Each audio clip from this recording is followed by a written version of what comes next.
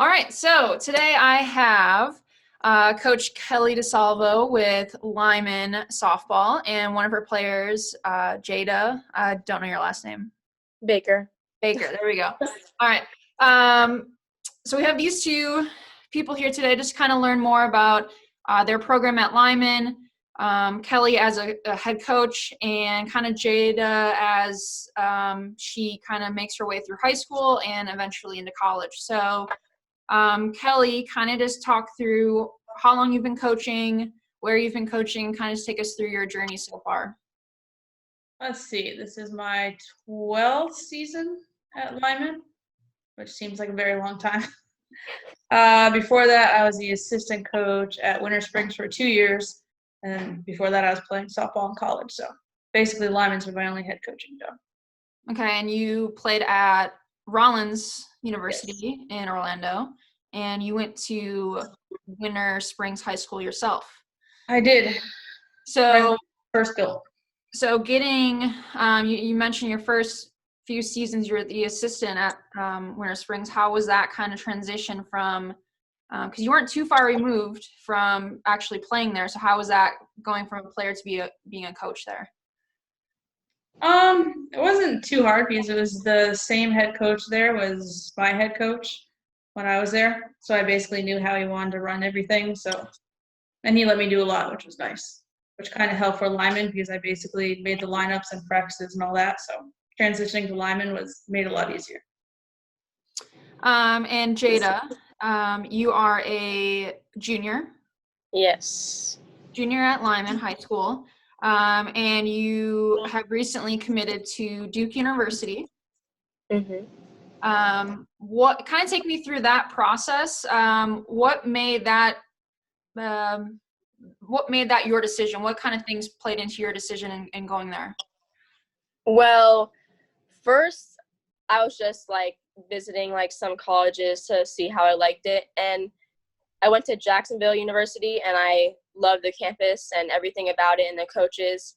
And then I went to Duke for one time because a team was doing a camp or something there, and they wanted me to come do it there. And then we had a tour of the whole University of Duke, and I just fell in love with how pretty it was and how the coaching staff was so straightforward with you and helped you with all your mechanics and everything. And I learned something new every time I go there. That's good. I think when I look back to my time getting recruited, and you kind of just all of a sudden it just feels right, and you kind of realize that, hey, this is where I want to spend my next chapter of my life. Yeah. I've actually been to Duke University before. My last college soccer game was at Duke University against Ohio State. And it was also my 22nd birthday. Yeah. It was crazy, a lot of emotions that game, but yes, Duke, beautiful campus. So obviously I don't know much about softball, but they've got a good women's soccer program, and I think hopefully, you still have another year at Lyman, so but congratulations on that. Thank you. So you guys were off to a good start, 7-4 start this season.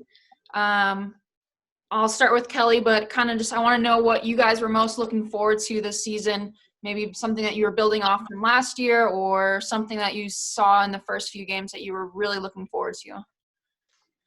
This was the first year where they did postseason differently. So we didn't matter how you did in the district tournament, it was at-large bids. So going into before our season ended, we actually placed high enough that we were going to enter regionals.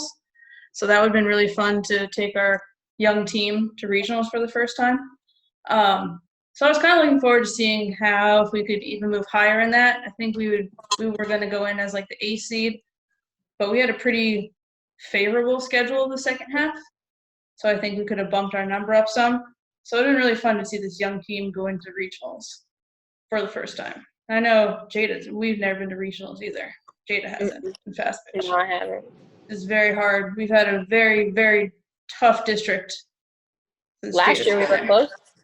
Yes. My freshman year we came close, and then last year we lost to DeLand, I think. University. Oh. but it was close. It was, I think, was it our play? We lost by 1 run. You played at Lake Mary though, right?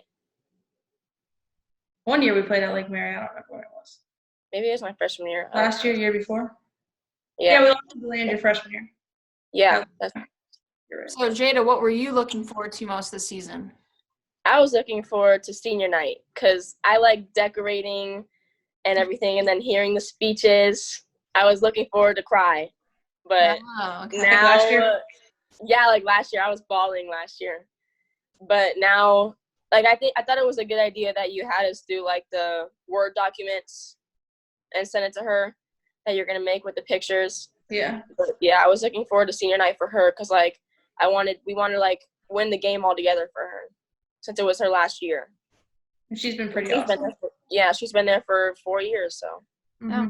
So I know Kelly kind of touched base on this, that you only have one senior. So Jada, as a junior, do you feel like your class, how many other juniors are there on the team?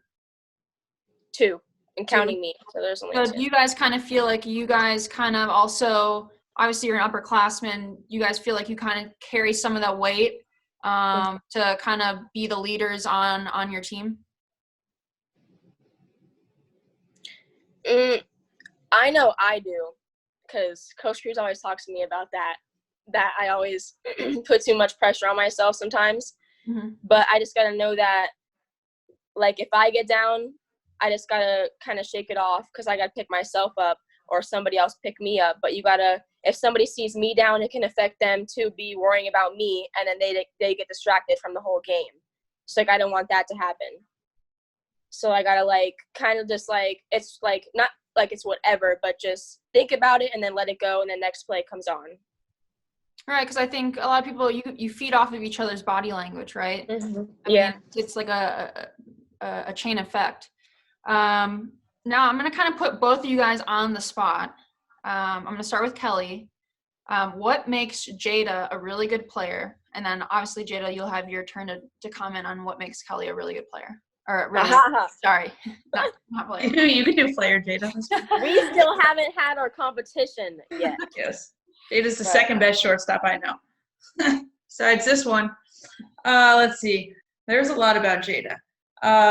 She's probably, I would probably say in all the 12 seasons I've been at Lyman, she's the hardest working player I probably ever had there.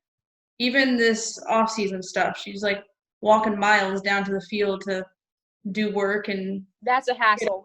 That is a hassle. Take a bucket of balls out there. Balls, a tee. That's what she does. So. And I think I can't even count how many times after practice she's asked me to hit her extra ground balls until she gets it right. How many times I've pitched front toss to her. But the other thing about her too is she grew into this, which we've talked about from her freshman year. She's grown into a leader. And she is one of those people who, if she makes a mistake, she knows that everybody looks to her, and she will never go into the dugout and sit in the corner and pout or be upset about it or walk off the field. If she made the greatest play or missed a ball through her legs, she acts the exact same, which is hard to do. Yeah. And Jada? Okay, well, first off, when I came my freshman year, she scared me because she used to coach me for my travel ball team when I was 10, I think. Okay. I forgot. Yeah, you were young. Yeah, I was young. So when I came and then she told me she played shortstop, I was like, okay, like, I'm scared. I don't know what if I don't do something like wrong or something. And then she just knows like a lot of mechanics to help me, because there was one time in the season where I could not field a ground ball for my life. So we were like, I think it was during testing or something. I finished a test early, and then I came during like school hours to like field some ground balls before a game. And she just like knows exactly what to tell me to help myself to be better. Like, no matter what, I can like ask her a question if I'm doing something wrong. Like in my swing, I'm popping up. Like I can ask her if I'm too late or I'm dipping under or I just missed it. Like I can always come to her to like for her to help me, since she's experienced shortstop before, and like know what I can do to help myself or change to be better. Yeah, I mean, I think I've only coached soccer for about 2 years, but being on the other side from playing professionally, when you, as a coach, when you see players who want to put in the extra work and want to get better, it makes it, as a coach, it makes you want to be there for them. And obviously, I've known Kelly since the beginning of the school year, and from what she's been able to do with you girls, it's really admirable. Jumping into our next topic, I know you mentioned you played travel ball. I know even less about travel ball for softball. So just kind of explain the team that you're with, when you guys practice, like what times of the year, and kind of take me through. I would imagine that you guys do like showcases or like tournaments. Are there college scouts at those events? Kind of take me through that. Okay, well, I just joined this team, I think, in the beginning of the school year, and it's like the Lady Dukes, and they're based out of North Carolina. So during fall, we would go like sometimes during the weekends, like every other weekend, up to Duke, and we would have a practice, like a field up in North Carolina, and we would practice there. And then sometimes we would go up there, and then during fall, since fall is the most like probably the biggest part where colleges come to look at the kids to watch them play. So we would go to some showcases. Like we went to, I think it was like a team camp where we invited only 2 teams to Virginia. We went there for a camp. And then we were supposed to go to NC State this summer. I don't know if anything's going to happen to that since COVID and stuff. But like we go to different camps and stuff during showcases. We went to Tennessee during fall, Virginia twice for just a tournament, and then North Carolina. And they just like, the college coaches come to watch you play and see how you play. And the best thing to do when they're watching you is to not get nervous and just play free, because if not, then you'll like tighten up and not want to, like you'll feel like you're going to make a mistake, but you can't be afraid to make a mistake. So then you'll freeze up. And then during spring, we don't play because I play for Lyman at high school, and I don't play travel ball during spring. And then when summer starts, then it happens all over again, and we start traveling different places. So I know you said that obviously you perform better without being tense, and kind of it's easier said than done, right? Some people can handle the pressure of having those coaches around them, and some people can't. What do you focus on in those moments? Do you try to for me, I always try to stay in a routine. So I would just treat it as any other game. I try to listen to music before the game, and then when I get on the field, it was just like any other game. Go through the same motions, same warm-ups, and try and block everything out. What do you kind of do? I usually like listen to music before I go, and then hanging out with the girls like before I play really helps with like me being nervous, like them making me laugh and us joking around. And then obviously when the game comes, we're all serious, but when then like them making me laugh and joke around and like goof off, it helps me to like just relax and not worry about like, oh, they're watching me, I have to do this, I have to do that. Just to like you're good, you know what you can do, and they know what you can do, so just play how you want to. Good. And then lastly, I'll start with Kelly on this, but obviously COVID-19 has kind of put all of our lives, it's changed it, not necessarily for the better, but what are you, Kelly, doing for your players? Obviously, you guys were midway through the season. What are you still offering your players to help them kind of stay motivated to stay sharp? Well, I know like different weeks there's been some different like challenges. I know like Lyman athletic department did something last week through social media, and like the winners got like free pizzas, and that was like something every day. So I sent that to them for that week. And then the week before I gave them like kind of like themed each day for them. So I think it was like Motion Monday where they had to do some kind of exercise, and T Tuesday where they went out and they had to hit. I don't remember all the. Well, there was a workout Wednesday, and I think Thursday was they had to throw or something, and Friday was they had to do exercises with their family. Try and do something that's like, because a lot of them, it's hard. You can't just go out and throw. Like a lot of them don't have the space or have anybody to even throw with. Right. Going to a bow net. That's what I've been doing. I was about to say, I don't know if Jada and her mom can go out there and throw. You might No, I just been sitting on the bow net. throwing into it. Yeah, that's what I do. Throw a tennis ball against a wall or racquetball. So, I mean, it's hard to do like softball stuff, but I try and give them some kind of exercise and everything.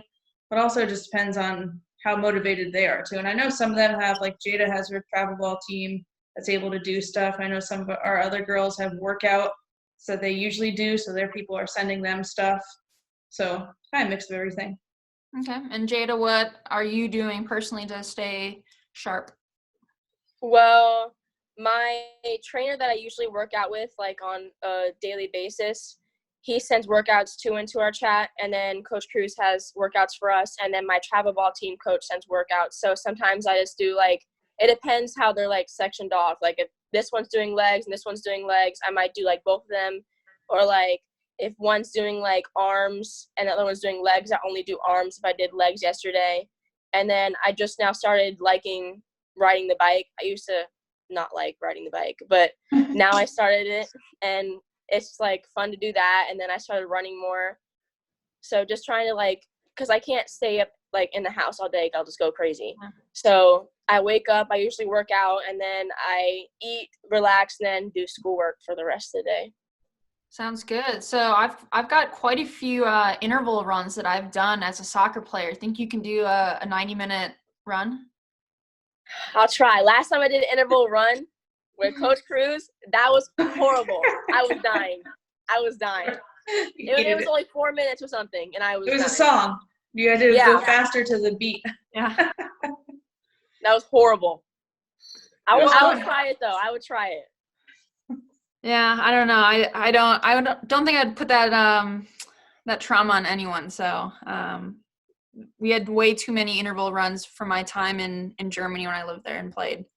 But again, thanks so much to the both of you. I appreciate you guys kind of giving a perspective of not only you as a coach, you as a player, but as Lyman. And yeah, stay safe. Thank you, and you too.